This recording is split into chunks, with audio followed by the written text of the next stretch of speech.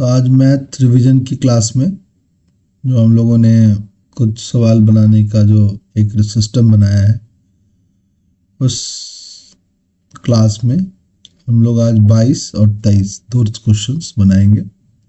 NCERT book के दो questions हैं। तो पहला जो सवाल है, prove that the product of length of perpendicular drawn from the point, दो पॉइंट दिया हुआ है, इस पॉइंट को x1 और ये y1 पॉइंट है, मतलब x1 y1 एक पॉइंट कोऑर्डिनेट है और ये भी एक पॉइंट कोऑर्डिनेट x2 और ये हमारा y2 है, ये हमारा x2 और हमारा y2 है। और इस लाइन पे परपेंडिकुलर डिस्टेंस खींचेंगे तो दोनों परपेंडिकुलर डिस्टेंस का प्रोडक्ट, लेंथ का प्रोडक्ट जो होगा वो बी स्क्वायर के बराबर है, ऐसा हमें प्रूव करना है। तो ये जो हमारी गिवन लाइन है, इस गिवन लाइन को लाइन के स्टैंडर्ड फॉर्म में कन्वर्ट कर लें। तो पहले गिवन लाइन को लिख दें, x by a cos theta plus में y by b sine theta equals to 1 है। अब इसको लाइन के स्टैंडर्ड फॉर्म में कन्वर्ट करेंगे तो हम एलसीएम वगैरह लेंगे तो यहाँ b कॉस थीटा x हो जाएगा यहाँ पे, plus a sine theta y हो जाएगा और ये एलसीएम वाली जो चीज़ ए बी होगा डिनोमिनेटर में वो इधर मल्टीप्लाई हो जाएगा राइट साइड, तो यहाँ पे ए बी बन जाएगा।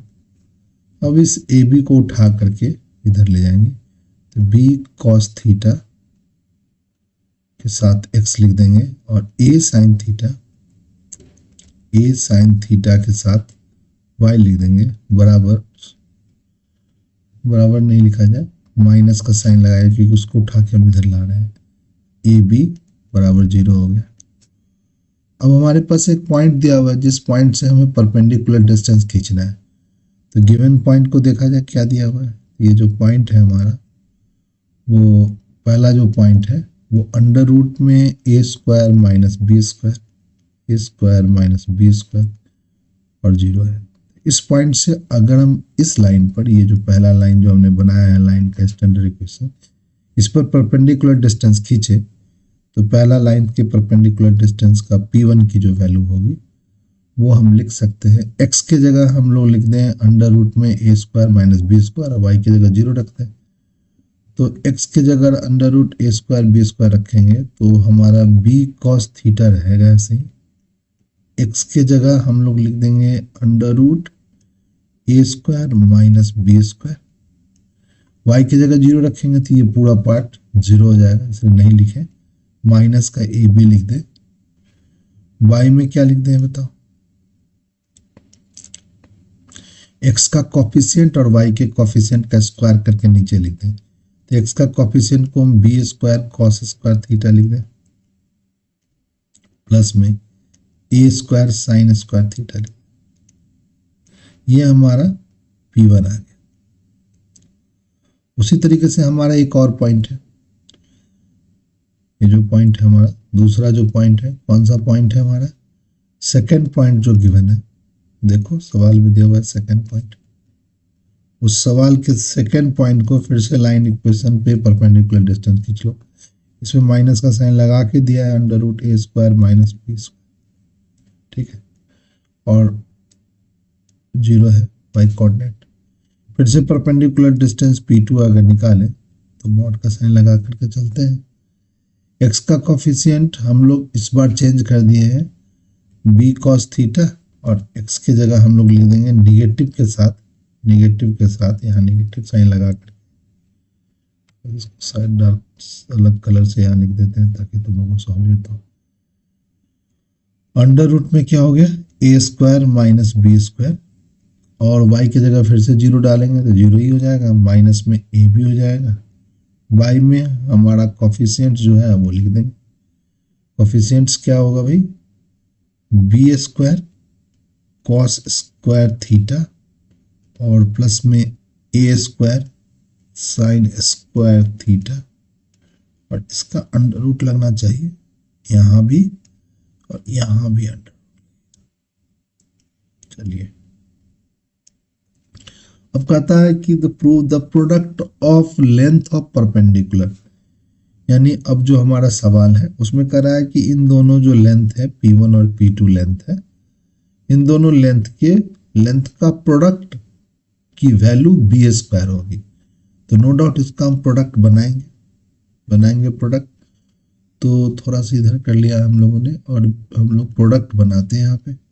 तो प्रोडक्ट में क्या हो गया, P1 को मल्टीप्लाई कर देंगे P2 से, मल्टीप्लाई करेंगे, यहाँ पर लिखा हुआ है b cos theta, mod sine use भी कर सकते हैं या आप यहाँ पे ऐसे भी लिखें B sine theta under root में ए square minus B square, minus में क्या हो गया भाई ए बी, ठीक है। इसके बाय में क्या होगा भाई, अंडर रूट में ए square B square cos square theta और प्लस में ए स्क्वायर साइन स्क्वायर थीटा। अब दूसरा P2 के बारे में देखोगे तो दोनों साइन निगेटिव है, तो मॉड के कारण वो दोनों साइन क्या हो जाएगा भाई, पॉजिटिव हो जाए। P2 को ध्यान से देखोगे तो यहाँ पे क्या है कि हमारी दोनों यहाँ पर दोनों निगेटिव है और यहाँ पर एक मॉड का साइन यहाँ छूट गया, इसे लगा दिया जाए। इस निगेटिव यहाँ भी लगा हुआ है, यहाँ भी निगेटिव है, इन दोनों को हम पॉजिटिव लिख सकते हैं मॉड के साइन के साथ। तो यहाँ पर मॉड के साइन के साथ अगर हम पॉजिटिव लिखते तो b cos theta under root में ए स्क्वायर माइनस बी स्क्वायर और प्लस में ए बी, ऐसा कुछ लिख दें। और इसके बाय में अंडर रूट में लिखा हुआ है बी स्क्वायर कॉस स्क्वायर, तो B square cos square theta plus में ए स्क्वायर साइन स्क्वायर थीटा। और यहाँ पर इसको थोड़ा बाइफर्केट कर लिया जाए, साइन अलग एरिया है। अब फिर से हम लोग सॉल्व करें, यहाँ से इसके आगे सॉल्व करें तो P1 और P2 इन दोनों का प्रोडक्ट। अब देखो यहाँ पर ये A बन गया और ये माइनस का B बन गया और ये A बन गया, ये हमारा प्लस का B बन गया। ए स्क्वायर माइनस बी स्क्वायर का कैंडिडेट फॉर्मूला हम लगा सकते हैं क्योंकि ए प्लस बी और ए माइनस बी है। तो रिजल्ट हम जानते हैं कि इस चीज को अगर हम ए प्लस बी से मल्टीप्लाई करते हैं, इसका रिजल्ट हमें पता है कि ये ए स्क्वायर माइनस बी स्क्वायर होता है। तो यहाँ भी वही करो, यहाँ बी का square cos square theta under root का स्क्वायर होगा तो ए स्क्वायर माइनस बी स्क्वायर हो जाएगा और माइनस में ए स्क्वायर बी स्क्वायर हो जाएगा। नीचे में अंडर रूट दोनों सेम चीज का है तो दोनों के अंडर रूट वाली चीज क्या होगी, गायब हो जाएगी। तो हमारी बी स्क्वायर हो गया कॉस स्क्वायर थीटा हो गया प्लस में ए स्क्वायर हो गया साइन स्क्वायर थीटा। अब ऊपर वाले टर्म्स को थोड़ा ठीक करके देखते हैं तो कुछ बचेगा, तो हमें बी स्क्वायर जनरेट होना चाहिए। हम लोग इससे इसको मल्टीप्लाई कर दें तो ए square B square cos square theta हो गया। इससे इसको मल्टीप्लाई कर दें तो बी स्क्वायर बी की पावर 4 और साथ में लिख देंगे कॉस स्क्वायर थीटा माइनस में ए स्क्वायर बी स्क्वायर। डिनोमिनेटर में जैसे है वैसे लिख दिया जाए, क्या लिख दिया जाए, b square cos square theta लिख दिया जाए प्लस में ए स्क्वायर साइन स्क्वायर थीटा लिख दिया जाए। अब क्या किया जाए, ऊपर से ध्यान से देखो बी स्क्वायर आप कॉमन ले सकते हो, बी स्क्वायर कॉमन ले सकते हो। तो बी स्क्वायर जैसे ही कॉमन लोगे तो क्या बचेगा बताओ, ए स्क्वायर कॉस स्क्वायर थीटा बचेगा। यहां से बी स्क्वायर कॉमन लोगे तो बी स्क्वायर कॉमन लोगे तो B square cos square theta बनोगे। यहां से बी स्क्वायर कॉमन लोगे तो माइनस का स्क्वायर बचेगा। इसके बाई में हमारा क्या बचेगा, इसके अपॉन। और ये सब हम लोग इस सबों को हम मॉड के अंदर रख सकते हैं। सिंगल मॉड पहले था, ये डबल मॉड था, इन दोनों को डबल मॉड को अब हम सिंगल मॉड, क्योंकि प्रोडक्ट का लेंथ जो है, प्रोडक्ट लेंथों का प्रोडक्ट जो है वो हमेशा पॉजिटिव होगा। यहाँ भी हम b square cos square theta plus में ए स्क्वायर साइन स्क्वायर थीटा, इसका मॉड लिख लेंगे। अब कोशिश करेंगे कि ये सॉल्व होकर के बी स्क्वायर की वैल्यू ना, और इसकी भी मॉड लगेगी तो आप भी मॉड लगा लीजिए, आप ऐसा मॉड लगा लीजिए, कोई दिक्कत नहीं। अब यहाँ पर देखिए ध्यान से, बी स्क्वायर निकालने के बाद बी स्क्वायर की कांस्टेंट वैल्यू होगी और पॉजिटिव होगा तो मॉड से आप बाहर भी निकाल सकते हैं। अब यहाँ से देखो, तुम्हें ए स्क्वायर कॉमन ले सकते हो इन दोनों में से, इसमें से निगेटिव अगर आप कॉमन भी ले लेते हो तो यहाँ पर एक निगेटिव साइन था, ये भी निगेटिव साइन था, ठीक से लिखोगे, साइन गलती नहीं होना चाहिए। तो यहाँ पर हम लोग ए स्क्वायर कॉस स्क्वायर थीटा लिख सकते हैं, और यहाँ पर इस दोनों में से, ये और इसमें से कॉमन लेंगे, इसमें से और इसमें से। चलो इसे यहाँ पर पहले माइनस का ए स्क्वायर पहले लिख लेते हैं, माइनस का B square cos square theta. फिर क्या होगा, अंडर रूट में B square cos square theta plus में ए स्क्वायर साइन स्क्वायर थीटा। अब यहां पर क्या होगा भाई, ये बी स्क्वायर ऐसे ही लिखो, देखो ये निगेटिव साइन यहां से, देखो यहाँ निगेटिव साइन, यहाँ माइनस कॉमन ले लो, माइनस ए स्क्वायर कॉमन ले लो, तो क्या होगा 1 माइनस कॉस स्क्वायर होगा। यहाँ पर माइनस में क्या है, बी स्क्वायर है और ये कॉस स्क्वायर थीटा है। बाई में क्या है बताओ, बी स्क्वायर है, कॉस स्क्वायर थीटा है, और यहाँ पर प्लस में ए स्क्वायर है साइन स्क्वायर थीटा है।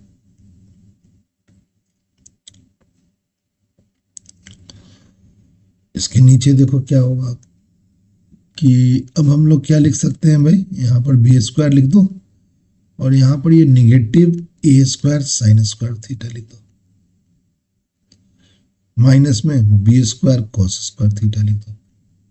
नीचे तुम फिर से देखोगे वही चीज देखा, B square cos square theta लिखा हुआ है, प्लस में ए स्क्वायर साइन स्क्वायर थीटा लिखा हुआ है, इसका मोड लगा लो। अब क्या होगा भाई, ये बी स्क्वायर लिख दिया, अगर ये माइनस माइनस प्लस हो जाएगा तो इसको लिखेंगे A square sine square theta, minus minus plus नहीं, मॉड के कारण दोनों को प्लस लिखते हैं, तो ए स्क्वायर साइन स्क्वायर थीटा लिखेंगे plus B square cos square theta लिखेंगे।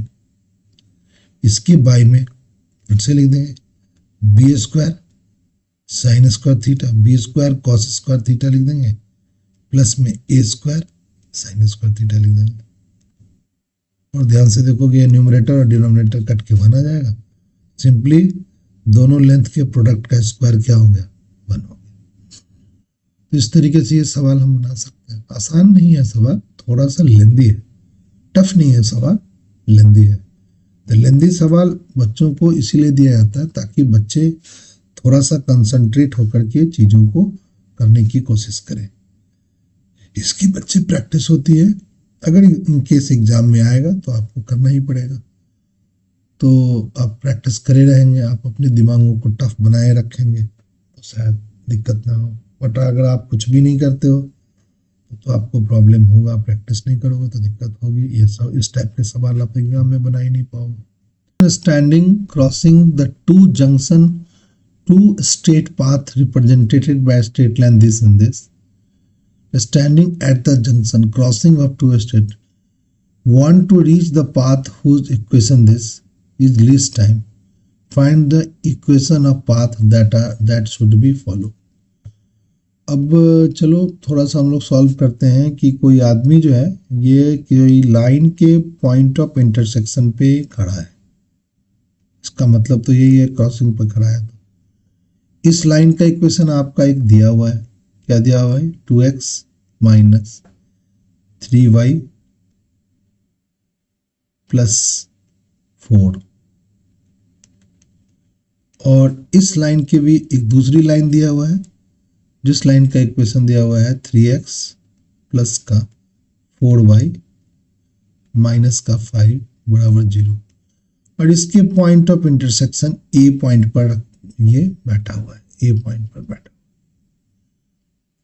अब खड़ा है, स्टैंड है। अब यहां से ये पर्सन रीच करना चाहता है इस लाइन पे, कोई लाइन है इस लाइन पे, reach the path whose equation is this, इस पाथ पे ये रीच करना चाहता है, इस पाथ पे, ये पाथ, और इस पाथ का भी इक्वेशन दे दिया है, कितना दिया है 6x minus 7y plus 8, but ये जो लीस्ट टाइम में, तो लीस्ट टाइम में जब ये लीस्ट डिस्टेंस होगा तो लीस्ट टाइम में पहुंच पाएगा, यानी ये हमारा परपेंडिकुलर डिस्टेंस है इस पॉइंट से इस लाइन। तो कह रहा है कि find the equation of path that he should follow, यानी हमारे ए बी पाथ का इक्वेशन तुमसे पूछ रहा है, बट ये जो ए बी पाथ है वो इस लाइन पर परपेंडिकुलर है, सबसे इंपॉर्टेंट बात है। तो इस पाथ का, इस पाथ पर परपेंडिकुलर, इस पाथ का स्लोप अगर निकालना चाहे तो माइनस ए बाई बी का कॉन्सेप्ट लगा देते हैं। माइनस ए बाई बी के कॉन्सेप्ट में माइनस ए मतलब 6 माइनस का 7, यानी हमारा हो गया 6/7 हो गया।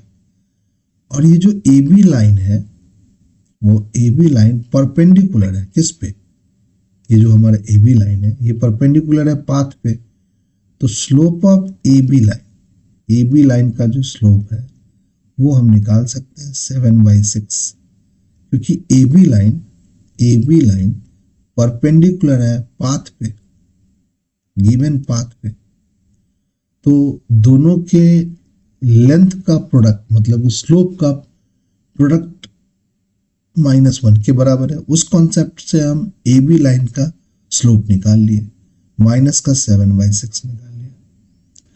अब हमें इस पॉइंट ऑफ इंटरसेक्शन से पास करने वाले लाइन का इक्वेशन निकालना है जिसका स्लोप ये है। तो ये दोनों लाइन को सॉल्व करके, कौन सा लाइन को है 3x प्लस के 4y माइनस के 5 बराबर 0 को 2x माइनस का 3y प्लस का 4, इस दोनों लाइन इक्वेशन को सॉल्व कर लो जिससे पॉइंट ऑफ इंटरसेक्शन निकल जाए, यानी ए पॉइंट का कोऑर्डिनेट पता चल जाएगा। ए पॉइंट फाइंड कर लो, तो कैसे होगा ए पॉइंट 5/, तो इन दोनों इक्वेशन को सॉल्व करो। इस इक्वेशन को हम ऊपर वाले इक्वेशन, ये जो फर्स्ट इक्वेशन है, इस इक्वेशन को हम 3 से मल्टीप्लाई कर दें और इस इक्वेशन को हम 4 से मल्टीप्लाई कर दें। अगर 3 से मल्टीप्लाई करेंगे तो 9x, 3 से मल्टीप्लाई करेंगे 12y, 3 से मल्टीप्लाई करेंगे तो 15, यहाँ से 4 से मल्टीप्लाई करेंगे तो 8x, 4 से मल्टीप्लाई करेंगे तो माइनस का 12y, 4 से मल्टीप्लाई करेंगे तो माइनस का 16। अब इस सबको सॉल्व कर लो, इन दोनों को सॉल्व करेंगे तो ये दोनों कट जाएगा, 9 और 4 17 हो जाएगा, 17x बराबर क्या होगा माइनस का 1। तो हमारी x की वैल्यू आ गई माइनस का 1/2, 1/17।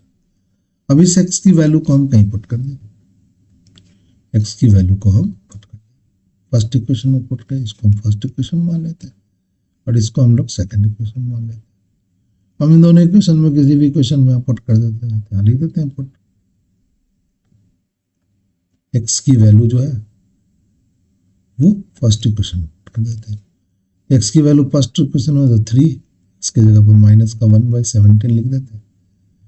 प्लस का क्या हो गया भाई 4y बराबर का 5 लिख सकते हैं, यहाँ पर 4y लिखे और इसको उठा के दे लीजिए, 5 प्लस 3/17 आएगा। 17 को 5 से मल्टीप्लाई करेंगे तो 17 पच्चे क्या होगा, 7 पच्चे 35, 85 होगा, 17 प्लस में 3 होगा, बाई में क्या होगा भाई 17 होगा।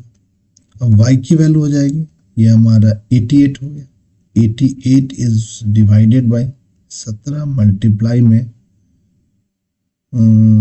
4 से डिवाइड करोगे तो 22 बाई में 17, यानी आपका ए पॉइंट का कोऑर्डिनेट क्या हो गया पता।